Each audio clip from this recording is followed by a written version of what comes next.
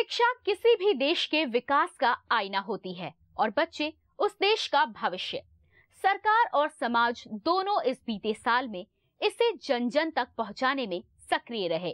जहां अभियान के तहत सरकार बच्चों को स्कूल की राह दिखा रही है, वहीं समाज में बदलाव के मसीहा गरीब, असहाय और अनाथ बच्चों की निशुल्क पाठशाला लगाकर उन्हें शिक्षा की ताकत से परिचित करा रहे हैं। शिक्षा से समाज के जुड़ाव पर देखिए हमारी खास रिपोर्ट।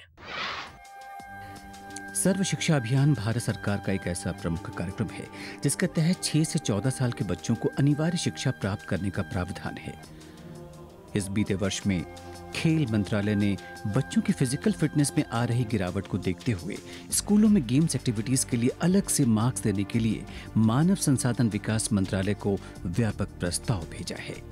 वहीं सीबीएसई बोर्ड ने तय किया है कि अब अगले सत्र से स्कूलों में इंटरनल परीक्षा ही कराई जाएगी और 10वीं क्लास के लिए बोर्ड परीक्षा के विकल्प को खत्म कर दिया जाएगा।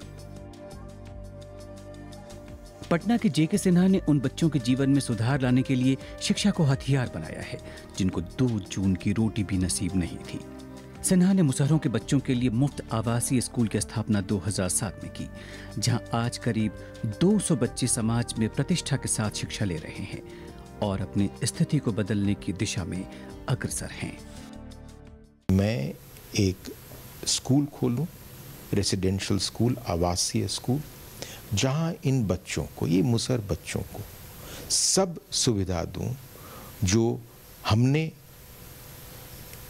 पाया जब मैं स्कूल में था या हमने जो अपने बच्चों को दिया जब वो स्कूल में थे। हम ये उम्मीद करते हैं कि ये बच्चे जब +2 कर लेंगे तो इनके लिए 21वीं सदी की सब द्वारें, सब दरवाजे खुल जाएंगे। पटना के बाद आइए बात करते हैं मध्य प्रदेश की, जहां राजेश सरियाम द्वारा हर रोज निःशुल्क में पाठशाला लगाई जाती है, जहां हजारों की संख्या में पढ़ने वाले ऐसे छात्र हैं जो गरीबी के कारणों से अन्य कोचिंग संस्थानों में पैसा देकर शिक्षा नहीं ले सकते हैं। लेकिन राजेश के इस प्रयास से हजारों बच्चे टीचर बनने का सपना देख रहे हैं। जिनके माँ बाप नहीं है तो वो मजदूर वर्ग के हैं, बहुत गरीब है। कुछ बच्चे तो काम करते हैं, मजदूरी पर जाते हैं और उसके बाद में वो लोग पढ़ाई करते हैं। इन बच्चों के लिए हमने ऐसी व्यवस्था की है कि ये लोग आगे बढ़ें और एक अच्छे पद पर जाएं। अब मिलवाते हैं एक ऐसे विधायक से जो पिछले 34 वर्षों से गरीब बच्चों को निःशुल्क पढ़ाकर उन्हें बैंक का अफसर बना रहे हैं, जिनके पढ़ाए कई बच्चे आज कई बैंकों में अफसर बन गए। आज लगभग 150 से ज़्यादा स्थान अभियान चल रही है। 1 लाख से ज़्यादा बच्चे सिलेक्ट हो गए हैं और अभी भी निरंतर वो संख्या निरंतर बढ़ती जा रही है और सभी मकसद एक ही है कि ज़्यादा से ज़्यादा नौजवानों का करियर बनाना है। मध्य प्रदेश के बाद अब बात कोलकाता के सिस्टर सिरिल की, जो ऐसे बच्चों को उच्च शिक्षा देने का बीड़ा उठाया जिन्हें 2 वक्त की रोटी भी नसीब नहीं थी।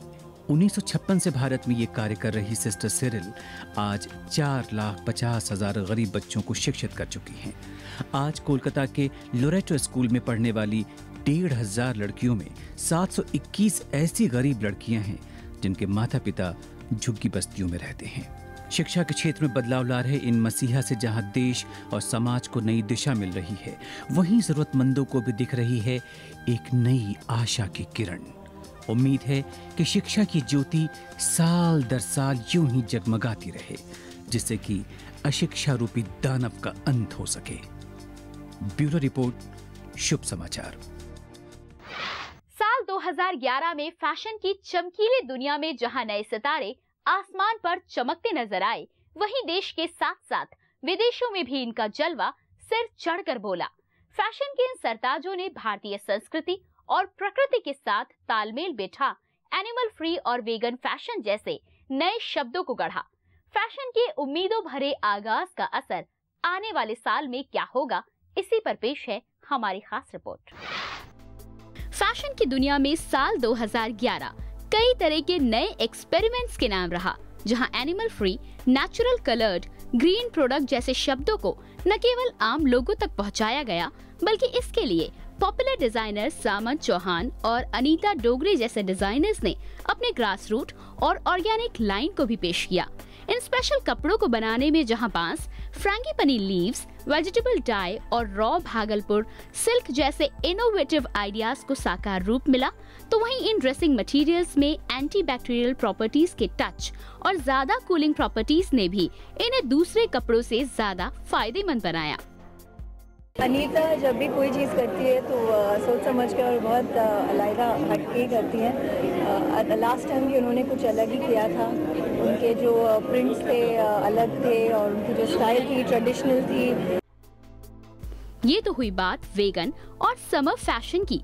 आइए अब बात करते हैं देश में हुए फैशन के शानदार मेलों की, जिसमें दिल्ली के प्रगति मैदान में हुए विल्स इंडिया फैशन वीक में इस साल यंग डिजाइनर्स ने अपनी प्रतिभा का लोहा मनवाया, जहां उन्होंने कलर से लेकर डिजाइन्स और पैटर्न्स के जरिए अपनी क्रिएटिविटी और इमेजिनेशन को नए पंख देकर हर किसी को अपना दीवाना बनाया।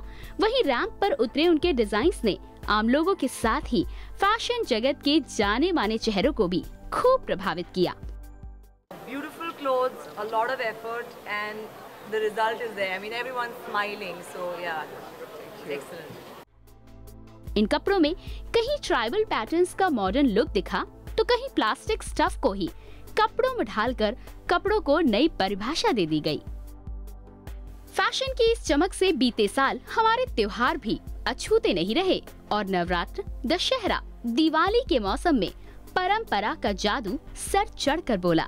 डिजाइनर निशा सागर की कलेक्शन में परंपरागत लाल, नीले और हरे रंगों का प्रयोग और खूबसूरत सिल्वर गोल्डन वर्क ने पोशाकों को तो रिच लुक दिया ही, त्योहारों के लिए भी इन्हें बिल्कुल सही चुनाव बना दिया।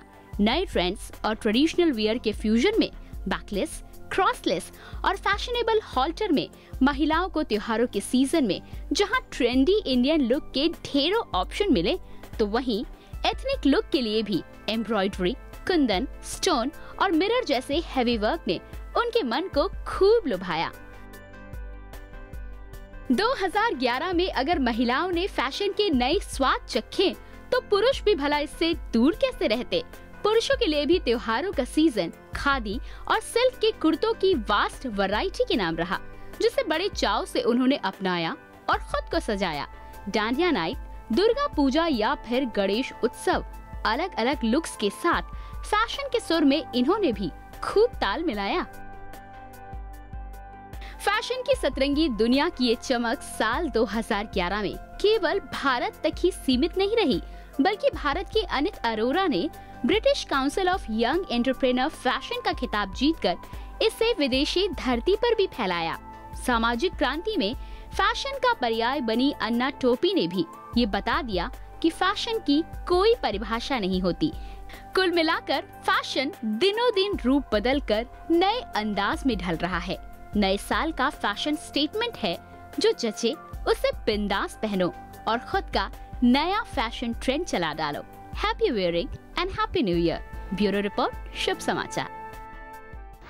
आज के लिए बस इतना ही। आप अपनी प्रतिक्रिया और सुझाव हमें SMS कर सकते हैं। आपको बस टाइप करना है अंग्रेजी में शुभ SHUBH स्पेस देकर अपना संदेश लिखना है और उसे भेज देना है 54242 पर। आप हमें news@dishatv.com पर मेल कर सकते हैं। साथ ही हमारी वेबसाइट www.dishatv.com पर भी संपर्क कर सकते हैं।